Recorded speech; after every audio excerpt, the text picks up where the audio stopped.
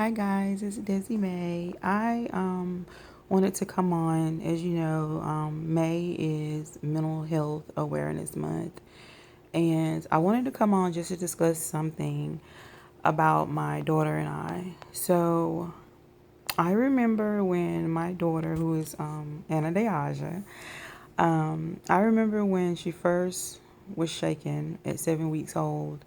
I had no idea that, so many things was going to come about as she got older as far as mental health goes. And I just remember that when she was in school and she had her first evaluation, and back then they called it retardation, which I cannot stand that word. Even when people say it now, I'm not even going to go into that. But I just remember that when she had her first test, I had to fill out this form, and it was like a little booklet that you have to fill out. And once they go, you do the questionnaire, then you have to go and to the psychologist. So I took her, and she was only about 3 years old at the time because she had to enter school with Babies Can't Wait in Georgia. So I remember getting the results back, and I just cried as I was reading the paper because it was such a hard blow for someone to tell you that your child is going to have, mental illnesses, not not because of something that, she done or that she was born that way, but because of the actions of someone else.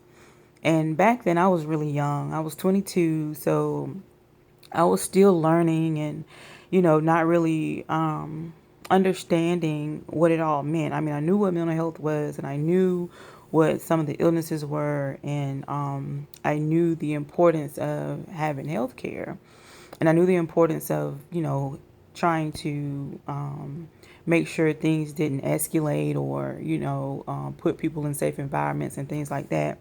So I started doing a lot of research and learning, different things around the time, just so that I could help her out. Well, she entered a program and she went into the school system, and every couple of years she had to get this psychological evaluation, and every year it was a blow. Even though I knew what they were going to say, it was just a blow to hear them say your child will never do this or your child will never understand. And I decided then that I was not going to allow anyone to tell me what my child was not going to do. I was going to allow her to make that decision on whether or not she was going to be able to do certain things. And I just remember working with her and reading to her and kept repeating things and finding ways that she could communicate so that she could learn. And I remember the first time when, and I can know I keep saying remember, but this is a past in the past story. So, but I remember the first time when one of the teachers realized she knew how to count, and they were like, "Oh my God, your daughter knows how to count." I was like, "Yes." Her mom is an accountant. If she doesn't know how to count, I'm doing something wrong. So, and that's just the way I saw things. I saw things as, even though a person has a disability or they have mental illness, or they say that, like for my daughter, she was always in a SIDPID class, which is severe and profound intellectual disabilities. So she was always in the severe and profound classes. She was considered profound, but I just I refused to listen to anyone, which I'm kind of glad that I'm stubborn a little bit like that, because I mean, stubborn is not always good, but as far as this goes, I believe that it is, because I work with her, and my daughter does a lot of things that I feel she wouldn't have been able to do had I continued to allow people to feed me that her mental illnesses or her mental capabilities were at that level that they say they were at. And yes, she does still have, some things as far as she can't sit up by herself all the way most times, with certain stuff. But that's, her motor skills and things. But I still work on that with her. And I'm going to work on it with her until I can't work on it with her anymore. Um, she knows how to speak now where they said she wouldn't talk. So she can say certain things. She knows how to communicate her feelings, and when you ask her questions, she know how to respond. Yes, it takes a while sometimes to figure out what's going on because you have to ask certain questions, but if you take the time to talk to her, you can have a full conversation with her. I just wanted to say, in honor of Mental Health Awareness Month, I am very proud of my daughter, Oriana Julia DeAja Covington. I am very proud of her. I am very proud of the things that she has accomplished that people had gave up on with her. And I am proud of myself for not giving up on her or believing what others were reporting. It still hurts. I mean, she just had a evaluation back in December, another evaluation, because she had turned 21. So I had to do have another one done. And I just remember we were waiting on the psychologist to come in and the doctor, and she says to me, my daughter's in a wheelchair or whatever, and she doesn't look 21 either. So I guess she was kind of confused, but I just remember her asking. She said, can your daughter talk? And I said, no, not really. I was like, she can say certain things, but she can't have a full conversation with you verbally, but she can talk if you ask her questions. And I was explaining to her how I had taught her how to blink once for no, twice for yes. She'll shake her head yes and no. She can verbally say yes and no, but you have to listen to her. And some days she can't verbally say anything, but she'll try. And she also have like telltales too, like when she's trying to talk, if she gets like certain, like if her lips turn up a little bit like duck lips, she's trying to say something. So if you be patient, eventually you'll hear her say what she needs to say. So I was explaining to her. So the other lady, she listened or whatever, and she was talking. But as I was reading over the report once we got it back, I still get that same feeling of people putting labels on others.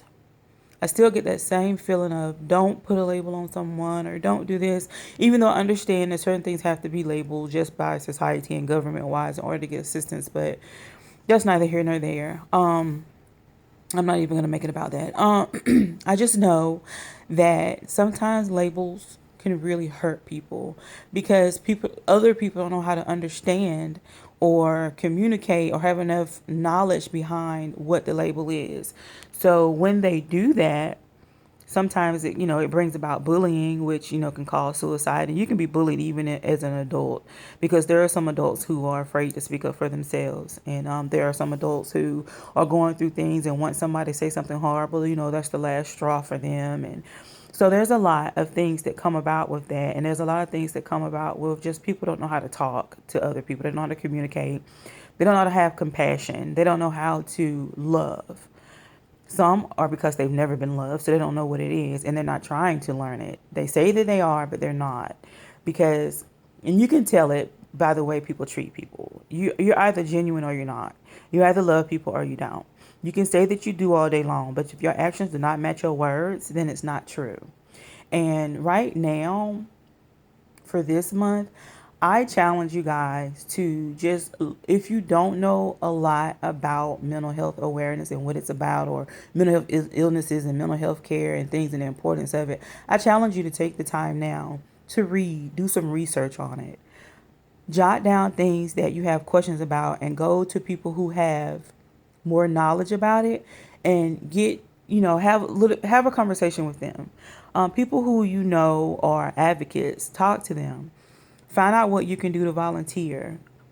Learn more so that, because some people are afraid of people with mental illnesses, and everybody's not, you know, haywire or out here acting crazy. And then for those that do, sometimes you have to just learn how to talk to them or how to adjust to what it is that they're going through.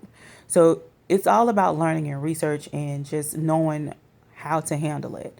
The next thing I wanted to say is for myself. So I know a lot of you guys have been reading my blog and listening to my podcast, and I talk a lot about mental health and a lot about PTSD and OCD and anxiety and things like that. And it's important because, sometimes people don't realize, like for me, I tell people I have PTSD, and a lot of times I have a podcast that I was supposed to upload last week, but I decided to do it this week. first everything was going wrong and I couldn't get it uploaded. And then I just decided I'll do it, the week that's coming. And I realized, you know what? It's going to be perfect for Mental Health Awareness Month because I'm discussing PTSD and dating. And I wanted, within the podcast, I'm going to, in that episode, I'm going to be discussing, how difficult it is and how important it also is for people to understand and communicate what's going on in your life and what it means to heal. And even though there are some things that you can't control, as long as you can have a balance and learn how to come back out of it a lot faster than normal, that can help you. I wanted to say that I discussed PTSD because I actually I got PTSD a, behind a couple of things. One of them was being molested as a child. The other one was when I was attacked in Georgia by a couple of guys. I was not raped. Someone came before that happened, thankfully, but there are people who, were raped and they have PTSD now. So, you know, issues bring about, a lot of times people are like, oh, people have PTSD, or like for me, I always thought that growing up, PTSD was people in the military. So I didn't want people to know that I even had it.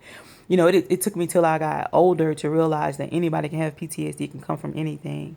And, I have, a lot of triggers that can bring up my PTSD. So I try to stay balanced. I try to find healthy ways to communicate, and I try to eat healthy as possible. Sometimes I do have triggers and I don't, but I digress on that.